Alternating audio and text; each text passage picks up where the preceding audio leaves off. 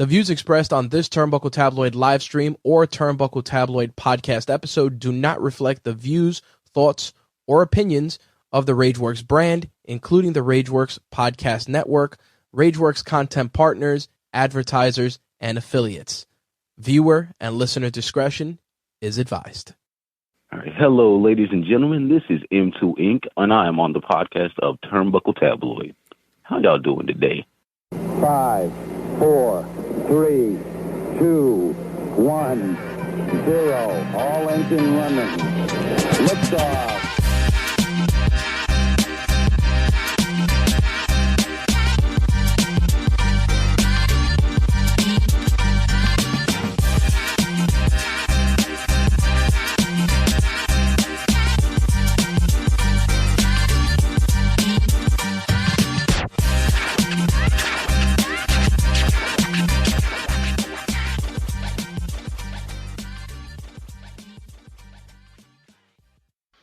What's going on, everybody? Tony G here, better known to the world as Josie's Boy, aka your girl's favorite artist. And today I'm here to tell you about my company, Painted in Blue. Painted in Blue is a creative house that established in 2017, and we specialize in handmade custom leather goods. We coined the term luxury minimalism because we believe even in your everyday life, no matter how much running around you have to do, you can still stand out and be fly. We create everything from luxury handbags to wallets and some of the best leathers you can find that you would love to carry on a day-to-day basis. So if you believe in looking fly while you handle your business while pushing fashion forward, make sure you guys go to paintedinblue.com. Don't forget to follow us on social media at _Painted in Blue on Instagram and on Facebook at Painted in Blue.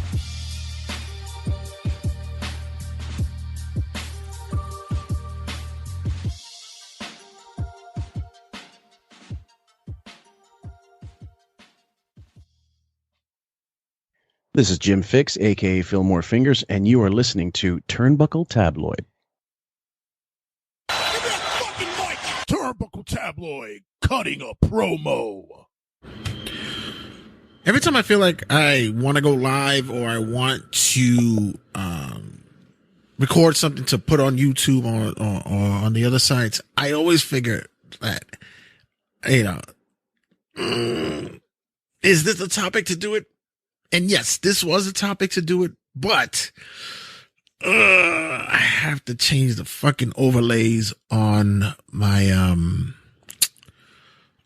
StreamYard because I have, if you guys noticed that we have a new logo, and I'm trying to implement something different on the overlays, and I don't want it to be too big and distracting. I'm just sharing my thoughts. You guys don't give a shit. Let me deal with my own fucking problems, right? But this week, the discussion that is something I should have put on live or recorded it is the Wrestling Observer 2022 awards. And every year since I've had this show, I have done nothing but hate these awards. It's just the hypocrisy that goes along with it. And it's not only from Dickhead Dave and his clan over there. It's also his followers or his readers or whatever the fuck it is that they have, right? Look, awards, lists, Mount Rushmores, whatever the fuck, you have to give praise to or acknowledge or, present some kind of status of individuals. They're all the same. It's all objective. It's all opinionated. It's never really, you only can look at it like the most part in sports. And even that has become more of a popularity contest. For instance, most valuable player, right? Most valuable player in sports is meaning what the title says. Most valuable player to the team to the league, what have you, most valuable player. And we've come across the fact that now this has just become nothing but a popularity contest. For instance, in the NFL, if you guys are football viewers, if you guys are fans, this past year, Patrick Mahomes wins the most valuable player of the NFL. And every year, the award seems to be geared more to the quarterback. I find it to be a little narrow when it comes to that. And yes, the game has evolved, or not evolved, but more shifted to the passing game as opposed to what it used to be, the ground and pound running game, which used to be my game that I used to love to watch. But it doesn't take away from the fact that I still love football anyway. But in any case, Patrick Mahomes has been, he was named the MVP, but some believe that Jalen Hurts from the Philadelphia Eagles should have won that award because he proved the true essence of MVP, meaning that when he was hurt for a bit and he was out, the team couldn't win. But when he played, the team was successful. So who showed more value to their team? Right. So the same could be said across the board in sports about most valuable player. And is it a popularity contest where we should look at the stats? We should look at the impact they've made. We look at game winners. We look at being able to bring your team back, rally them from behind if they needed you. That kind of breakdown of said position for a person, categories. The awards differs because once again, it's more opinionated.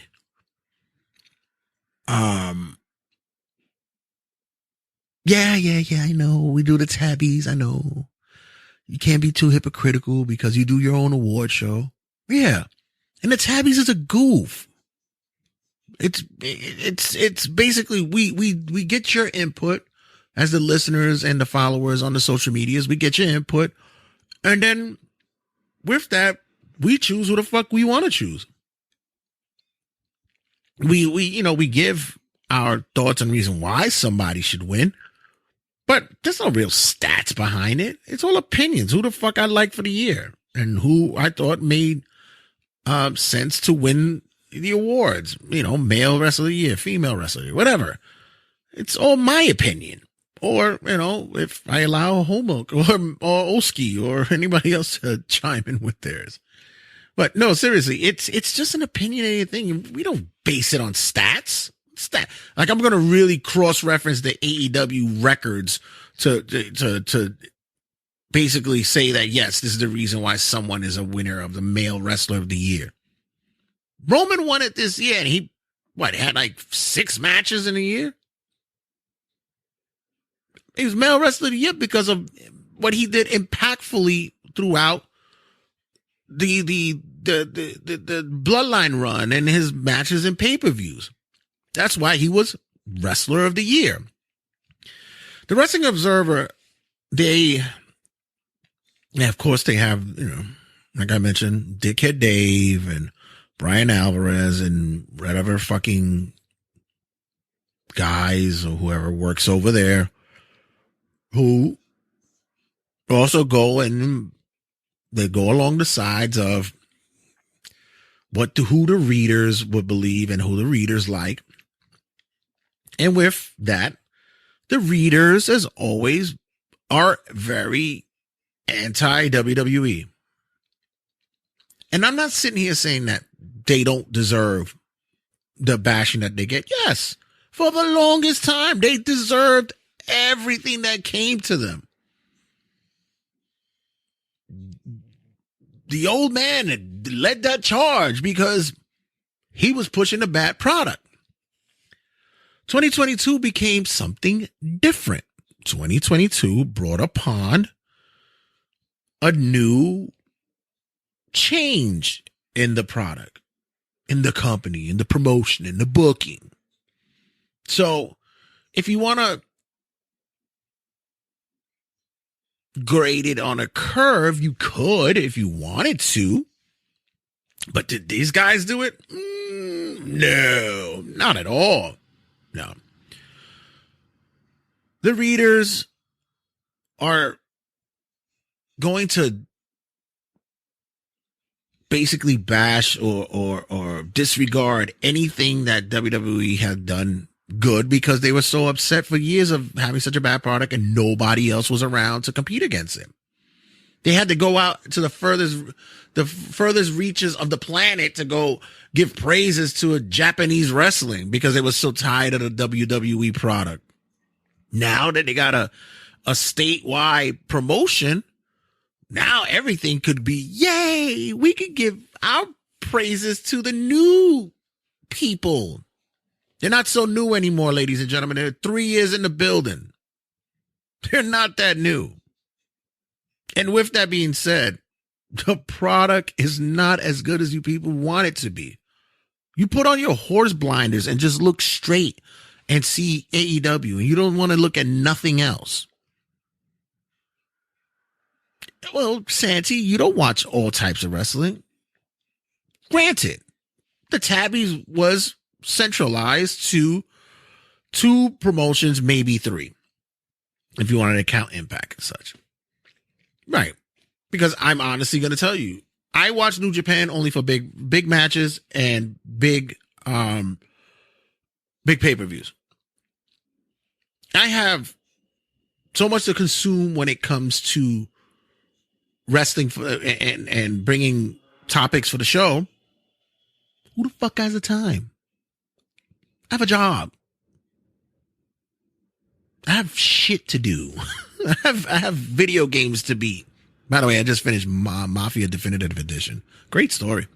So when it comes to certain aspects, yes, I do centralize myself to what I know and what I watch. Ooh, why you didn't give Okada the male wrestler of the year? Because I maybe saw like 2 or 3 matches with him. And I did put certain matches up there that were New Japan related or such, and certain wrestlers out there years ago. None of you guys fucking voted for them because you don't watch it either. That's the shit that kills me. The fake hate or fake love, because it swings both ways for a wrestler or promotion that you really don't fucking watch. You're not really paying attention to it. Like Tetsuya Naito is one of my favorite New Japan wrestlers. Why? Because whenever I watched him, I had a good time watching his matches. That's simple. Zack Sabre Jr., same shit. Whenever I watch him, I find him entertaining. Will Ospreay, same shit. I'm not going to sit there and tell you that I watch every fucking match. But I'm not going to also sit there and say, you know, I'm going to vote for him because I've watched every fucking match and I'm going to put him on an upper tier for any award consideration, because I can honestly say I don't have that much information to go about it. And I think this is the same that goes with a lot of the readers of the Wrestling Observer, that this occurs often.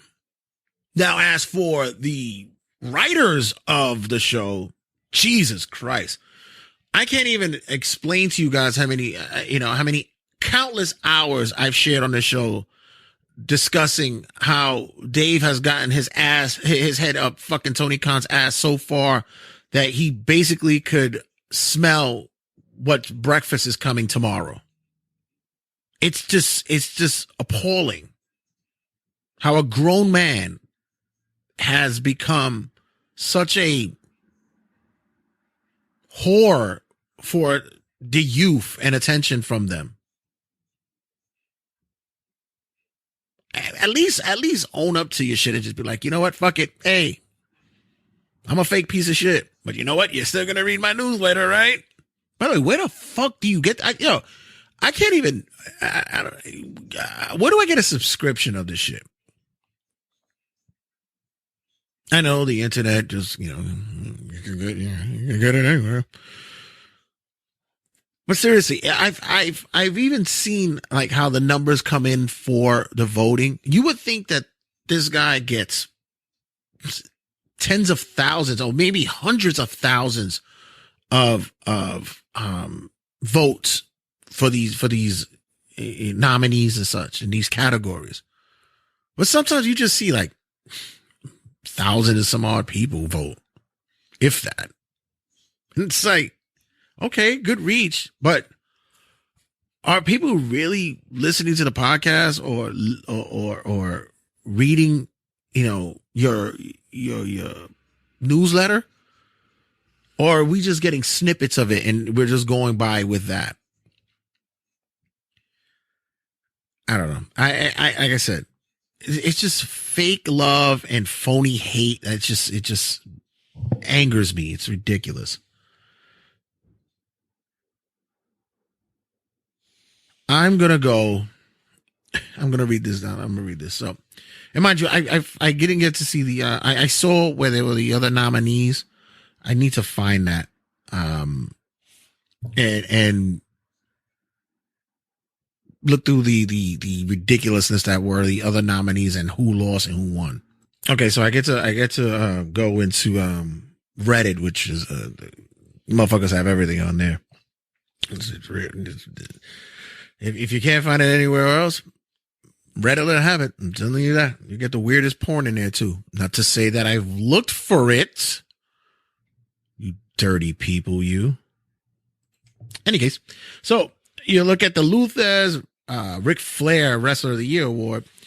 Winner is Moxley. And the other nominees were Roman Reigns and Will Ospreay. And like I said, you would think that their readership and such would be able to vote, and it'd be in the tens of thousands, the hundreds of thousands with the reach that they so-called say that they had. Moxley won with 3,100, not 1,000, 3,100 votes. And Roman came in second with 222, but 222 votes. Ospreay came in with 1,500 votes. You're legitimately going to tell me that Moxley had a better year? You said 2021, more power to you. Hell, 2020, hey, you want to knock your balls off if that works for you. But you're really going to tell me that Moxley had the better year? Wasn't he out for most of it? Like, because of fucking, not most of it, but like for a good chunk of it because of his rehab or some shit? Okay. So, most outstanding wrestler, Will Ospreay, Bryan Danielson, and Okada. All right, fine. Give it to Ospreay if you want. Tag Team of the Year, FTR, Mark and Jay Briscoe second, and Young Bucks third. Young Bucks third. No Usos. Nowhere in this list. No Usos. This is what I'm telling you about the bias that comes here. This is what I'm telling you. Right? No Usos. Okay. Best interviews. MJF, John Moxley, CM Punk. Okay. Promotion of the year. All Elite Wrestling, Stardom, then WWE. Stardom.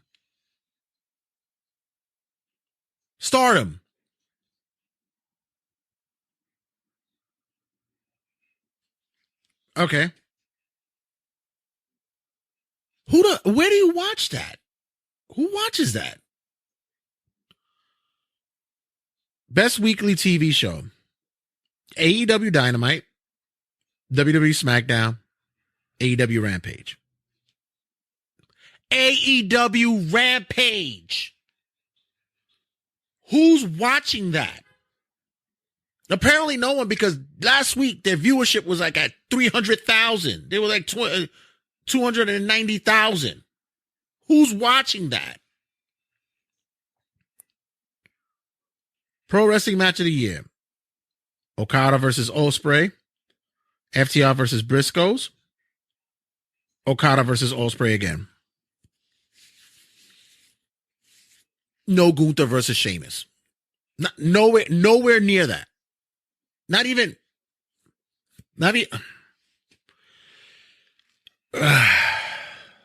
Okay.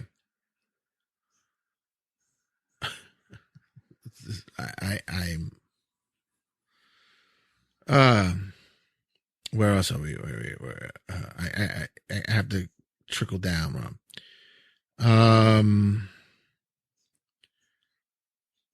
Feud of the Year, FTR versus Briscoes. Is it? Wait, hold on. Let me make sure this is right, because. Okay, yeah, okay. This is right. We'll have to go back. All right. Feud of the Year, FTR versus Briscoes. I can agree with that. CM Punk, MJF. Okay. Cody versus Seth. Okay. All right. I can agree with that. They had biggest box office draw for pro wrestling. Roman Reigns won, Cena. Cena? The fuck? Most improved. The Acclaimed, Jamie Hayter, and I guess some chick from Stardom. You don't know Stardom, so you don't know if she's most improved. I'm not arguing that. Okay, I'll take the Acclaim. Fine. I agree with that. Most charismatic. MJF, Sami Zayn, Roman Reigns. By the way, 272 people voted MJF in this category. 126 to Sami and 102 for Roman. Okay. It's a silly category. The Bryan Danielson Award for Best Technical Wrestler. Guess who won it? I'll give you 3 guesses. It all starts with Bryan Danielson. Zack Sabre Jr. second and Daniel Garcia third with a resounding 30 votes. Bruiser Brody Memorial Award for Best Brawler. Come on. Moxley gets first. Ishii gets second, and Minoru Suzuki gets third. Which, by the way, he had 75 votes. Are we seeing a pattern here? But would Gunther be considered a technical wrestler or a brawler? Like, where is he here? Nowhere here, right? Okay, just checking. Best flying wrestler, okay. El Hijo de Vikingo, yeah, I get that. Ray Phoenix and Dante Martin. All right, whatever. All right. Most overrated: Ronda Rousey, Tyrus, and Roman Reigns. Okay, I can agree with that. I'm good with that. Most underrated: Takeshita with 114 votes, Chad Gable with second, and Ricochet with third. By the way, the lower you get down on this list when it comes to this thing, the lower the votes are, because I really think people don't give a shit. Rookie of the Year: Braun Breaker at 1, who wins. Hook comes in second, and Logan Paul comes in third. Which, by the way, I am starting to really enjoy Hook a little bit more. Like I said, I know he's not like for my demo, because got to be for the kids and the women. He's the looker on the. But as a wrestler, he's actually pretty good. Best non-wrestler: Heyman comes in first, Regal in second, and Don Callis in third. Best television announcer: Kevin Kelly wins, Excalibur in second, and Ian Riccaboni in third. Ian Riccaboni has not been on television in over a fucking year. He's only done spots for fucking Ring of Honor pay-per-view and some for AEW. How do you even put him on the list? I love Ian Riccaboni. I wish that he would come to WWE or go somewhere else. But Jesus Christ. But, you know, he's going to be at Ring of Honor, at Honor Club, whenever you get the chance to watch it, guys. If you can find it. Worst television announcer. Corey Graves at 1. Booker T at 2. Jim Ross made it. It was at 3. Like, wow, shit. No love for Jim Ross. Shit. Corey Graves is so fucking, you know what that is? That's stereotypical. That's just, you know, people, they hear it and they give him shit. I mean, he's fine. Believe me, there is that other dude that's, was it Patrick Kelly? That guy's annoying. But come on, really? Best major wrestling show. AEW New Japan Forbidden Door, highly overrated. AEW Revolution, WWE's WrestleMania Night 1. Worst major wrestling show. Royal Rumble. This is last year's Rumble, not this year. Royal Rumble, Elimination Chamber, and GCW's The World. Okay. Best wrestling maneuver. Will Ospreay's Hidden Blade, Adam Page's Buckshot Lariat, until Logan Paul does it better than him. And Kenny Omega's One-Winged Angel. No shit. Oh, God. I'm telling you. Are we not, I know you guys are seeing a pattern here. So as I go on. Most disgusting promotional tactic. Vince McMahon appearing on TV for prop op after his sexual misconduct allegations. Okay, I could take that. WWE continues relationship with Saudi Arabia. I could take that. Ric Flair's last match. Worst TV show. WWE Raw, WWE NXT, NWA Power. And then I think 4 and 5 was Rampage. Worst match of the year, Pat McAfee versus Vince McMahon. Over Ric Flair and Andrade versus Jeff Hardy and fucking Jay Lethal? Listen, I'm not going to fight you about how bad Pat McAfee and Vince was, but Jesus Christ, that Ric Flair match, God. And Ronda Rousey versus Shotzi. Oh, and we're not even going to talk about the fucking AEW women's matches that were there. Marina Shafir? We're just not going to even go anywhere with that shit, right? Worst feud of the year. The Miz versus Dexter Lumis. Ronda Rousey versus Liv Morgan. Bray Wyatt versus LA Knight. We still seeing a pattern here, right? Okay. Worst promotion of the year. WWE, NWA, and Control Your Narrative. Is Control Your Narrative even a promotion? When the fuck have they even had a match? Like, I know they were at bars or something, but best booker. Tony Khan, Rusi Ogawa, and Paul Levesque.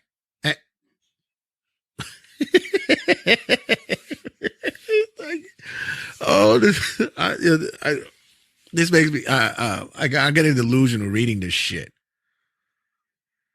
I'm telling you, Meltzer has his tongue up Tony Khan's ass so deep, he could taste the cocaine in his nose. Allegedly. Promoter of the year, Tony Khan, Dana White. And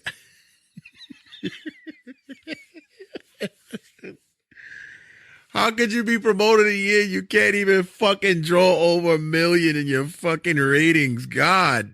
Oh, the good night. Your Rampage is getting lambasted by fucking reruns of How I Met Your Mother and fucking what you call it? Fucking oh my God, I even forgot the name of that fucking geeky show that leads them in. The one with Sheldon and shit. Oh my goodness gracious. Oh, Big Bang Theory. There it goes. Shit. Wow. Best gimmick, Sami Zayn, The Acclaim, and Danhausen. Jeez. If you would have said fucking Orange Cassidy, I would have been like, okay, cool. All right. Danhausen, his gimmick went flat after he appeared in AEW. It just dead in the water. Worst gimmick, Maximum Male Models, Uncle Howdy, and Kip Sabian. Okay.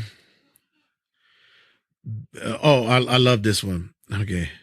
And the rest of them are like, the hokey shit. What is it? Best. Oh yeah, I remember this. Best pro wrestling book. Blood and Fire by Brian Solomon. There's Just One Problem by Brian Gewirtz, and Dynamite and Davey by the only book that I read was the Brian Gewirtz one, and that was actually really good. That was a good book. Best pro wrestling documentary. Tales of the Territories. Dangerous Breed. That's the Teddy Hart one. And Tales from the Territories, Mid-South. They voted for the Larry Kaufman, Jerry Lawler and Andy Kaufman one. It was good, but the other ones were better. The Mid-South one was actually better. But yeah, that is your Wrestling Observer Awards for 2022. Guys, I throw my hands up with this shit because the proof is in the pudding. You just read it. You saw it. And you heard it. And you can't take this shit serious. You can't. Long ago, I've stopped getting frustrated and angry about it because I've come to grips with it where I said, yeah, it's all bullshit. It's all about fucking putting yourself over for the smarks out there and the dickheads that's out there that just hate other promotions, especially WWE. They're gonna put their sites just for one company to keep putting it over, because that's what the real thing is. You want to put this company over, and as I always keep saying, and I keep telling you guys, I never wanted to see this company fail because I want more wrestling. I want wrestlers to get jobs. I want them to work. I want content, but fans fuck it up for people. Like Yankee fans, fuck up being a baseball fan because we hate y'all. Cowboys fans, we fucking hate you guys because you fucking make it horrible. You make it atrocious to enjoy football when you're around. But other than that, guys, when we come back, we have much to talk about. We have Around the Square Circle, what we watch, what we look, what we listen to, what we partook in this week's wrestling. So I got it out my system. I feel better now. Guys, don't go anywhere. Stick around. We have much to talk about. See you guys in a sec. Hey, this is Hollywood J. Lover, and you're listening to Turnbuckle Tabloid.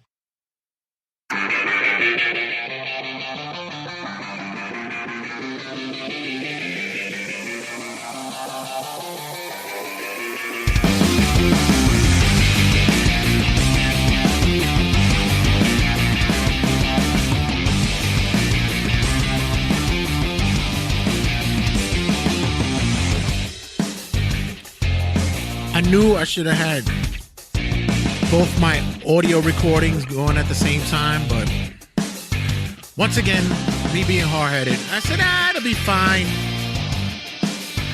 I'm not going to need both my audio recordings going at the same time. I don't need it. Why? Why do I need that? Everything's been running well. Then to go to find out the original recording of this got muted and I got nothing. Oh. God, you guys don't know the fucking pain of doing a podcast. Let's do a podcast. Hey, we could talk about anything. Let's talk about sex. Let's talk about sports. Let's talk about relationships. Yeah. Then when you fucking realize what it is to do a podcast and what work it goes into doing one, this is why a lot of them fucking fail and no one wants to do it after, 5 episodes, because they realize it's real work.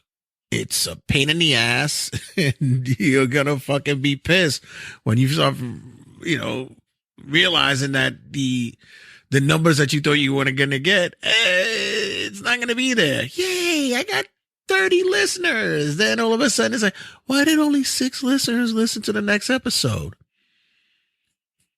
then having to put it together, and then the audio and trying to get music, and then they're saying that when you finally put it together, and then all of a sudden you record it and it's fucking muted.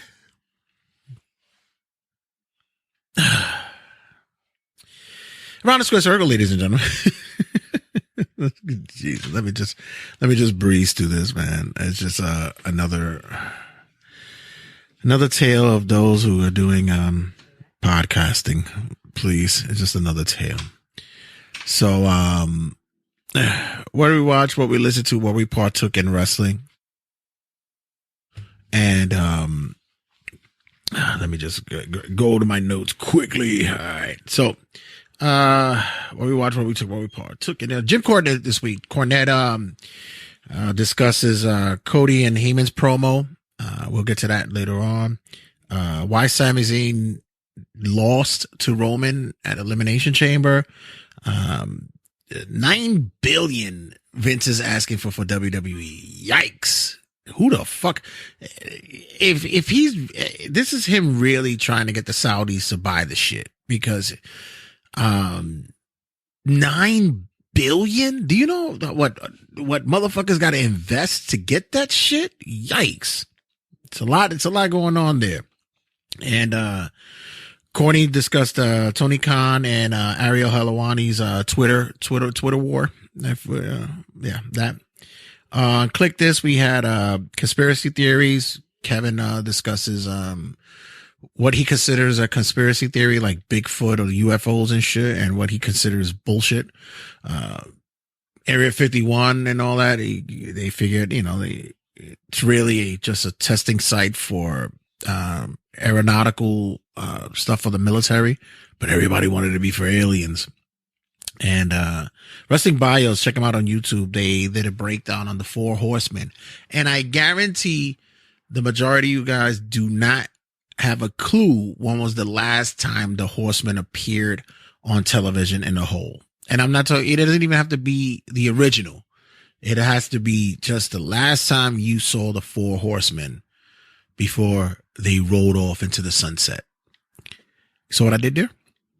So that's going to lead us into Raw this week. Raw this week, we opened up with Sami Zayn addressing the loss to Roman at Elimination Chamber. He apologized to the crowd. They were in Ottawa, Canada. He apologized to his fellow Canadians.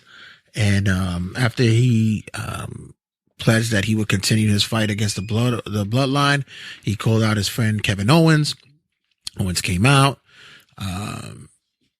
Sammy said that they need to do it together to take out the bloodline. And Kevin said, this wasn't my fight before, but because I was fighting alone. I wasn't fighting for you. I didn't come out for you during the Elimination Chamber. I came out for your family because I didn't want to see you get beat down like my family saw me get beat down. And if you want to go against the bloodline, why don't you go get your boy Jey Uso? And that left with sour taste with everyone's mouth in the arena, and Kevin Owens walks off. After that, Baron Corbin comes out and he attacks Sammy. The security comes out and they break it up. Management breaks it up. Sammy begs to have a fight with Baron Corbin, and they do. Not a bad match. Baron once again takes the L here. There's a lot going on with Baron, but I must tell you, he's doing the job that he has to do right now. I know a lot of guys don't understand that, but just quick synopsis. Back in the days, they were guys called workers. You might know them as jobbers. And wrestling these days, we don't have that because everybody's a superstar. So right now, Baron is doing the job. Who knows? One day, he might get a push. Who knows? We then get Byron Saxton talking to Rhea Ripley about her upcoming match with Charlotte at WrestleMania. Of course, Dominic are we getting too much Dominic? I love it. I don't have no problem with this shit, because later on we get a lot more of him. So I'm enjoying this. Rhea just wanted to let Charlotte know, because apparently she forgot that she's the hottest female in the company today. And Yeah, Dominic just said that he's going to confront Charlotte on SmackDown. Backstage, we also get a interview with Austin Theory, who's pretty much upset at the fact that John Cena will be coming into the building 2 weeks from now from Boston. 2 weeks, Raw in Boston. So can't wait to see that. Maurice gives Miz a gift for their 9th anniversary, and Miz will reveal it next week on Raw. Are they pregnant again? Cody Rhodes came to the ring, and of course, he couldn't even get 3 words out before he was interrupted by Paul Heyman, who was sitting in the back with a neck brace. Apparently, Heyman is working off his, he's working the stunner that he took from Owens. And, yeah. Gotta say, the interaction between these two are amazing. Paul just pretty much laid it out and said, hey, Cody, if you even get the chance to beat Roman, the tribal chief, at WrestleMania, do you really want to take the responsibility that it is to become the undisputed champ? You'll be on the road for over 200 days, and then you'll be doing, and this, match for match, going from country to country. Then you'll have to do like Make-A-Wish and, product commercials, whatever the case may be. And then, the rest of the time you'll be doing, Zooms and Skype interviews and such. And he's like, do you really want that? That's the time that you should be spending with your family. And, I know your wife will miss you, blah, blah, blah. And he says, I'm not going to be lewd and say that Roman will be the type to keep your wife warm when you're gone, but cause Roman's a happily married man, but I'm not. So apparently there's trouble in paradise for Paul Heyman. Ooh. Cody closes out by saying, basically, Roman, do not send this man to me anymore. And, from here on out, I'm going to finish this story. Blah, blah, blah. And, we did Asuka versus Nikki Cross. Good match by the two. I love both these ladies, especially Nikki Cross. Oh my God, my Nikki. Bianca Belair was ringside for this match. Nikki Cross loses by submission, but did she pass out? I'm not sure if she submitted, but I think she passed out. In any case, Bianca Belair enters the ring, shows Asuka, hey, look, I got a belt. And Asuka begins to secrete blue liquid out of her mouth. I don't know what the fuck that was. I guess that's a form of intimidation, I guess. Okay. So, we then get a backstage interview with Carmella, who says she's not happy that Asuka eliminated her at the Elimination Chamber, and she has a receipt for her. Ooh, scary stuff. Seth Rollins told Kathy Kelly that he's looking forward to hurting Logan Paul. MVP had a moment in which he called out Brock Lesnar and basically said the 7'4", 460-pound Nigerian giant Amos is challenging him for a match at WrestleMania 39. Seth Rollins defeats The Miz via referee stoppage because, he couldn't just stop doing the curb stop on him. We then get Adam Pearce telling Carmella that she'll be facing Asuka next week on Raw.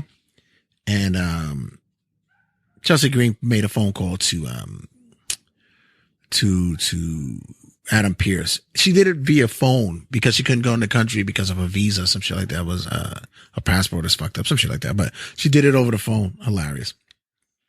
Chad Gable, and I believe in that they're gonna break up American Alpha because I think they believe I don't want them to. I actually like these two together, but I believe they're going to and put Otis in the Maximum Male Models. I still say Reggie should have been there. But if this is leading to Chad either doing a singles run or they're bringing in Gabe Stevenson with him, okay, I'm with that. I'm good with that. We then get Bailey's Ding Dong Hello segment, and I love Bailey, man. The girl's a natural on the mic. The woman could talk all day and just entertain the hell out of me all day and night. She could do it in my bed too. And did I say that out loud? And she had control, damage control there until Becky Lynch interfered. Ran to the ring and started discussing that she wants to challenge for the women's tag titles, but she's by herself. Who is she gonna tag up with? And then we hear Lita's music. Lita comes out and the two of them paired up and said they want to challenge for the women's tag team championships. And then it looks like we're going to be seeing that next week on Raw. We then get Candice LeRae and Nikki Cross in the back, and Candice is questioning Nikki why she keeps following her. And this is when Nikki whispers in her ear, basically says she has no friends and she feels alone. Aww. I hope this is just the easy way of pairing people up so they can have title shots, get tag teams out there. Bronson Reed, whatever. I don't remember that in any case. After the match with Bronson Reed and Chad Gable, we get Maxine Dupree handing over a little bit of card action to Otis again. So they still trying to get him. Bobby Lashley then beats down Elias and sent a warning to anyone who tries to embarrass him. I'm going to assume this is where Bray Wyatt starts to interfere and we get a Bray versus Bobby match. This is what's going to happen. I don't understand this. I don't get it. I don't know why Bray and Bobby are having a match. I don't see this.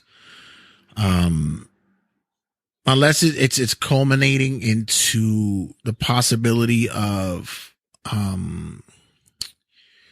his faction being put together. I'm talking about Bray. I could see that because we are looking to see Bobby get back with the Hurt Business. So maybe we could have a faction war there, but other than that, I don't see. And then why do it at Mania? I don't know. This is just a filler for me. Also, Theory and Edge have a match for the United States title. Early in the evening, Edge discussed how he was done with the Judgment Day thing. It was over, and now it's time to look forward and start getting to some challenging matches and possibly get on some title runs. And then we get a match with Theory and Edge, which is a really good match, man. For a guy who's approaching 50, he looks great. There was a spot that was off the top rope, and it was like, I don't know, it was a top, I know it was on a turnbuckle when Edge was monkey flipped and he landed on his feet. He looked great. Like I said, for a guy who missed some time and I had to walk away from the business to come back, he looks like he's never, he didn't miss a beat at all. Of course, just when we think that we're going to see Edge with a win, we get Finn Balor running to the ring and disrupting, match progress. Edge is able to come off with a shot, and just when he thinks that he's able to get a win here, Austin Theory kicks out. Then we get a kick from Finn to Edge, and Austin Theory rolls up and gets the win here. After the match, Finn Balor runs into the ring, and we have chaos where Balor just decimates Edge with 3 coup de grace, so to say. So Raw was okay. Like the Heyman Cody stuff was good. The Edge and Theory match was great. Other than that, everything else was just there. Yeah. So next up, we're going to AEW Dynamite. Yeah, I want to say that matches had been fine for some time, but the program, the storylines, the angles themselves has just been atrocious. I'm just gonna be honest with it. It's not good. Not good. On this night, we had Orange Cassidy versus Wheeler Yuta. One has the Pure Championship. The other has the All-American, All-Atlantic title. And I wanted to hate this match because I don't like either one of these dudes. And let me rephrase that. Wheeler Yuta, I can't stand. I see nothing with this kid. I know everybody loves him. They think he's a fucking darling. I don't see this shit. And as for Orange Cassidy, the kid can wrestle. It's just, I don't like the gimmick. It's time for us to move on from it. It's been 3 years, and I know you want to sell merchandise, and everybody loves his theme music, and kids love him. But the kid who fucking loved him 3 years ago with it now is looking at Jamie Hayter's ass. Like it's not, or Sky Blue's ass. It's not the same anymore. But, match was fine, but it shouldn't have gone fucking through 2 commercial breaks. You got so much talent on the roster and you having this match go through 2. You could have like had another match in between this shit. Then we get Ricky Starks in the ring, who has been announcing that although he feels he's not going to get a rematch with Jericho after the Jericho Appreciation Society interfered in their match. He says he's ready to move on, and he has an open contract set for Revolution. Jericho comes out, says that, yeah, I know you're trying to bait me, but no, I'm not going to give you a rematch. So who's going to answer the call? Peter Avalon. Peter Avalon. Right. Jericho hits him with a Judas effect, which, by the way, Jericho had a spiked jacket on. He was playing pretty close by hitting somebody with that shit. A spiked jacket. A spinning back elbow and hit him with a fucking, yeah, not me. Jericho goes to the ring and he tells Ricky Starks that he'll take the match with him in Revolution. Hell, he's so confident that he'll have the match with him and he'll sign the contract where he'll state as amendum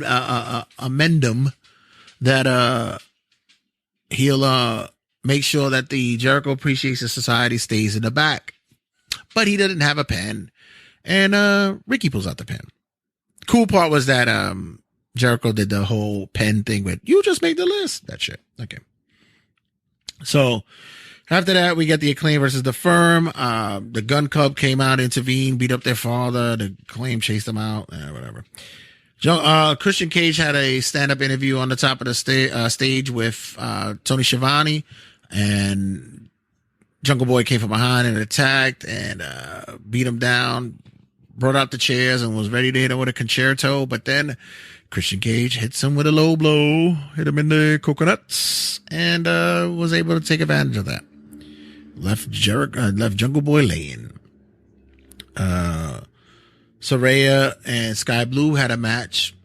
Loved the women, loved the tits and ass, loving everything, but this match was shit. Even the start of the match was fucking dreadful. It was like, ugh.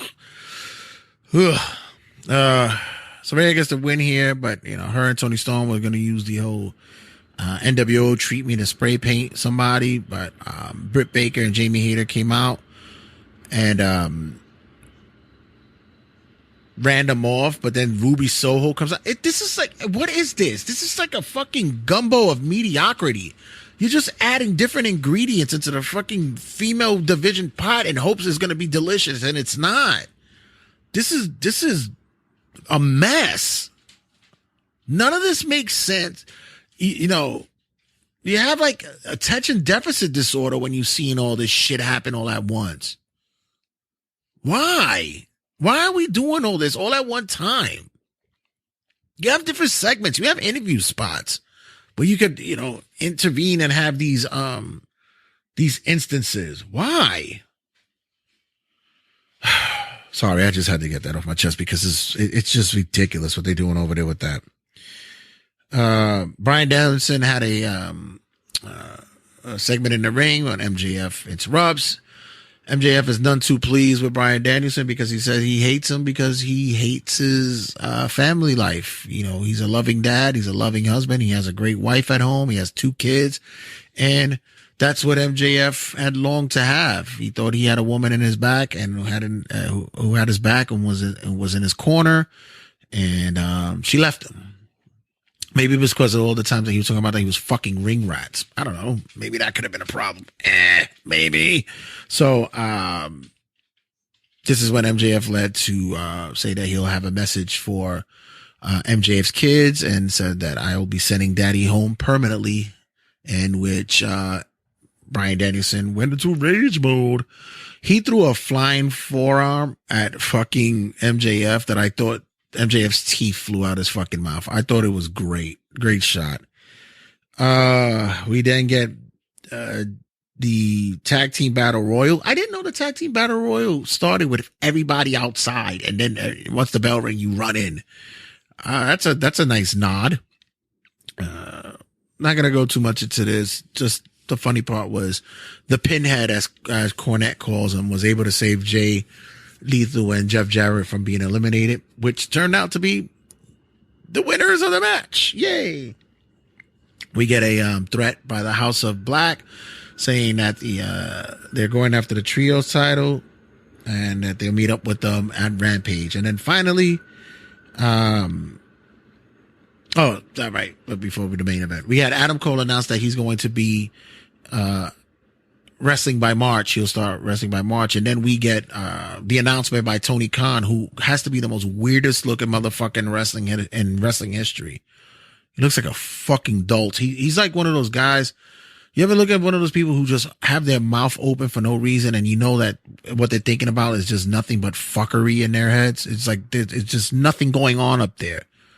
And it's odd. He's just an odd fucking looking person. They need to get like an animatronic or an android or you know, AI is doing such amazing things. They get a character from the metaverse that plays Tony Khan, because he looks fucking dreadful. And not to say that I'm like, you know, GQ model fucking of the year, but this dude is just, I don't know, god awful. He looks awkward. Any case, the announcement was that AEW is going to have a 60-minute show called All Access, debuting soon, which will give you the behind the scenes stuff of what's happening in wrestling. Yeah, because that's what we need.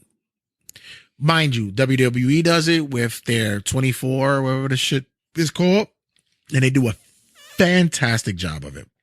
And it's usually done, year later from the moment in which they air. This show is, I guess, all access to what? Apparently they have the footage in which Sammy Guevara and Eddie Kingston go at it, where Eddie Kingston mushed the shit out of him or pie-faced him. And I said, great, that'll draw eyes to the show for one night. After that, who gives a shit? Unless you're gonna show us footage of Brawl Out after the All Out pay-per-view, no one's gonna give a fuck. No one's going to care. This is gonna die in the water. You thought the Cody Rhodes and Brandy's fucking show was terrible. This is gonna be a shit show. No one cares. No one is going to care. Even the AEW fans are gonna turn this shit off. No one gives a fuck. Do something better with your fucking with your time. Use that space for something else. Yeah, Jericho's fucking house building show.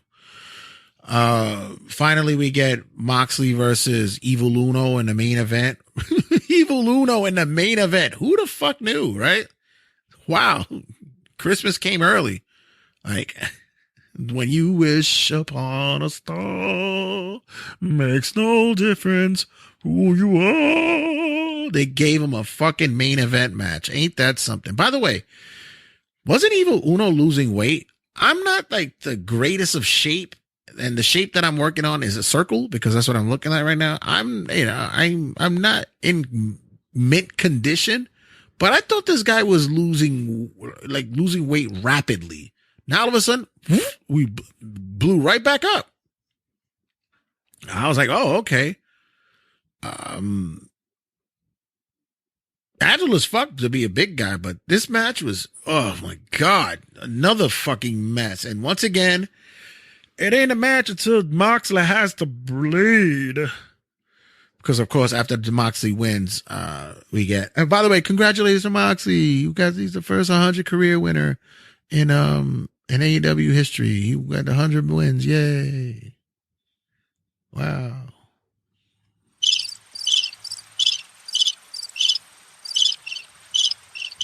So, this whole records thing, I really thought it would be better, than I thought, but it really not.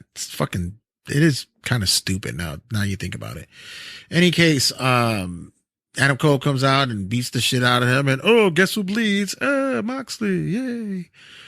Moxley has like this weird infatuation with bleeding. I don't know what the fuck it is. It ain't wrestling until there's blood being spilled. Dude, like, do you really want to have that hamburger forehead like fucking like Abdullah the Butcher had?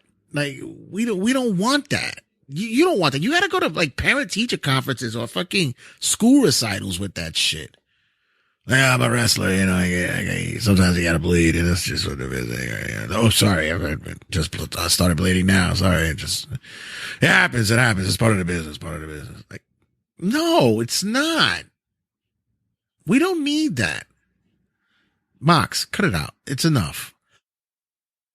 Even Bully said that you're taking it away from the real reason, the instincts of when to use it and why to use it. It's like after a while, I even think New Jack stopped bleeding. He was like, you know what, fuck it, dude. It's just bullshit anyway, man. So, yeah, that's gonna wrap up AEW Dynamite. Jesus Christ, man. This show just keeps on keeping on. if that's the way I'm gonna look at it, it just keeps on keeping on. So this leads up to Friday Night SmackDown. SmackDown begins with Jimmy Uso coming into the ring. And he's coming into the arena and he gets stopped by Caitlyn, was it? Is it? Not Caitlyn, sorry. Kayla Braxton stops him to ask him about what's going on with he and his brother. And Jimmy says he hasn't spoken to him or heard from him. He texts him, but he said that he's going to find out what's going to happen with him later on tonight because they're going to meet in the ring. So, yeah. Then we get a kickoff of the show. We get Imperium squaring up against Madcap Moss, Braun Strowman, and Ricochet. Not a bad match. It was a fun match. It was okay. Can't wait till they put the fucking rocket on Gunther's back, man. After Mania, it's going to be some shit, boy. They better line him up with some marquee matches, legitimately. During the match, we get a appearance of Drew McIntyre standing at the rampway because he's sexy, I guess. Although it was supposed to distract Gunther. Didn't do too much because Imperial gets the win as Drew McIntyre begins to make his way to the ring. Viking Raiders come out and attack. And Sheamus comes out to help. And then we get the rest of the face guys coming to help to beat the shit out of everyone. So, yeah, that'll clear it out. In the back, we get Santo Escobar showing his respect to Rey Mysterio, thanking him for getting him his mask. And then Dominic shows up. And starts talking smack against Ray, of course. Santos tells Dominic to show some respect. Dominic just antagonizes his father. But the crazy shit is like I said, whenever you see Ray try to emphasize some kind of anguish or sadness or anger, he's always doing like that 2-hand thing that you put, you cover your eyes or you put it on the top of your head and you do like, "Hi, mama, what happened here? I don't know. Hi, mama." I know it's tough for him to like show facial expressions through the mask, but try something new. Use a hand to cover your mouth or rub your forehead or scratch the top of your head or ponder. You ever thought that put the 2 fingers up, like ponder, like, oh my God, what am I gonna do with my son? It's always the same mannerisms with him. It's hilarious. He's done it for years. We then get LA Knight coming to the ring. The man is gold. They really need to do something with him after WrestleMania. I'm hoping that maybe we could see him on Raw. I wouldn't even be upset that they pair him with Miz. That'd actually be interesting. That could be fun. The one thing I don't want you to do, don't give him a talk show. I don't want to see like LA Knight's Delight or some bullshit like that. We already got the KO show. We got Ding Dong Hello. We got Miz TV. We got whatever the fuck else they throw out there. We don't need an LA, and I just said it, and they're gonna do it. I know it. They're gonna do it. They're gonna do it. For some reason, the New Day decide that they want to just interfere in this conversation after LA Knight says that he needs to do something for WrestleMania since they're going to be in LA. So, but the New Day decides they want to, because they got shit to do. I thought it was cool that LA Knight calls them the Nerd Day. Then we get a match with Kofi Kingston and LA Knight, which was fine. I thought it was a cool match. I thought it was fun. I just thought that Knight should have went over because Kofi didn't really need it. But okay. Then we get a face-to-face with Charlotte Flair and Dominic Mysterio.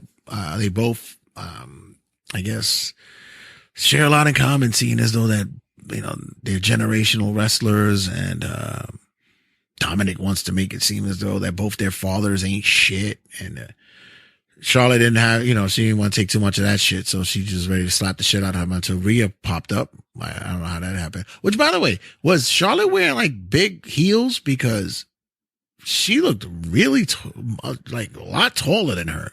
I know Rhea. I thought Rhea had some height on her as well. I don't know. Shayna Baszler defeats Natalya. Thankfully, we get a Shayna Baszler win here.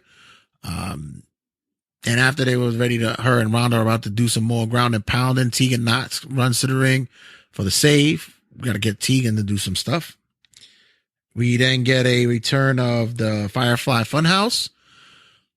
I know I'm supposed to be paying attention to a lot of the stuff that happens, because I know there's like codes and shit and messages and Easter eggs that I should find, but I'll let you guys do it on the social medias and I'll read up on it, because I'm not paying attention. Although there was some talk that there was a person doing a voiceover during it, and they said it clearly sounded like EY, like Eric Young, which would be great. I would love for that to happen, that he pairs up with Bray as part of his faction. I think that makes a whole lot of sense. I would like to see that. See, that's what the thing.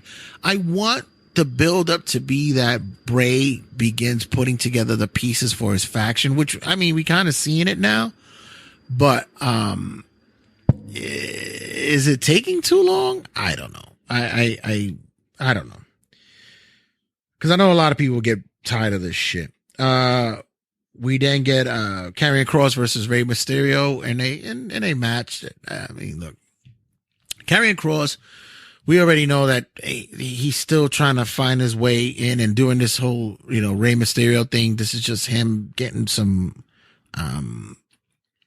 exposure on TV, which, by the way, Scarlett, Jesus Christ, man. Listen, I know you guys love Mandy Rose. That's okay. More power to you guys. You guys keep paying for her fucking OnlyFans, whatever the fuck it is that she got. But Scarlett, I mean, when I saw Maurice, I'm like, let me tell you, those two women exude sex appeal. That's like delicious, honestly. I love Bianca too. Becky's hot. Bailey's my girl. Love it. But those two women are fucking sexy. Just saying.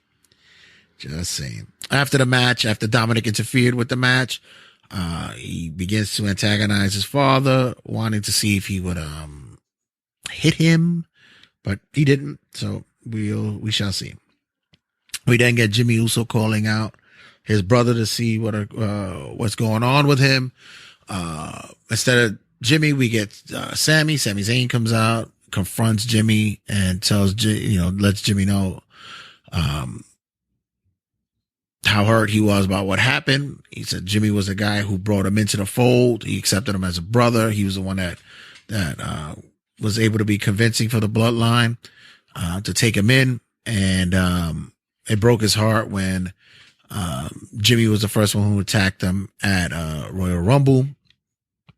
And Jimmy explained, once you hit Roman with the chair, that was it for you. He sticks with family. And Sami said he doesn't have to stick with him. The bloodline is going down, and you don't have to go down with him. And that's when Jimmy attacks him. Jimmy attacks, and Jay pops up ringside, doesn't get in the ring, doesn't intervene. And this is when Solo Sikoa runs out, but Sami was able to get away. And that will close out SmackDown. SmackDown was okay. Still riding the highs of the bloodline and such. And I really want to see what happens later on down the line with LA Knight, and also with how they're gonna push Gunther to the moon next go around. There's a lot of talent up there. You could actually have on SmackDown, like years ago when they had the SmackDown 6. You could actually start putting that together again with the guys of the talent that's there. I mean, think about it, but we shall see. And that's going to wrap up not only Around the Square Circle, but it'll also wrap up Turnbuckle Tabloid. Make sure you check us out on all the social media outlets. Check us out on the Like and Group page on Facebook. Make sure you check us out on Instagram at Turnbuckle Tab, as well as on the Twitter at Turnbuckle Tab. And also check us out on YouTube, Twitch, and on TikTok at Turnbuckle Tabloid. Also, listen to us on all the podcasting outlets. Download, subscribe, be a part of the vibe. All things considered at Turnbuckle Tabloid. Look for us everywhere there are podcasts that are available. Also, you could also check us out at RageWorksNetwork.com, and also check out the peoples at RageWorks.net. All right, guys, I'm out.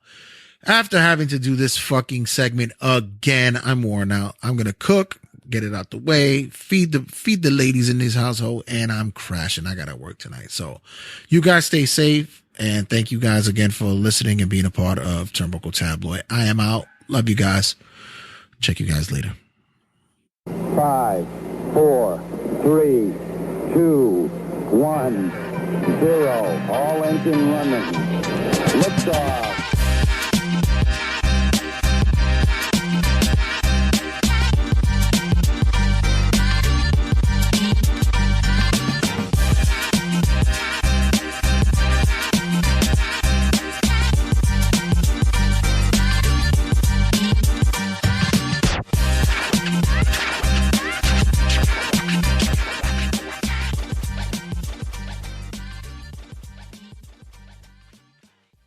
Turnbuckle Tabloid.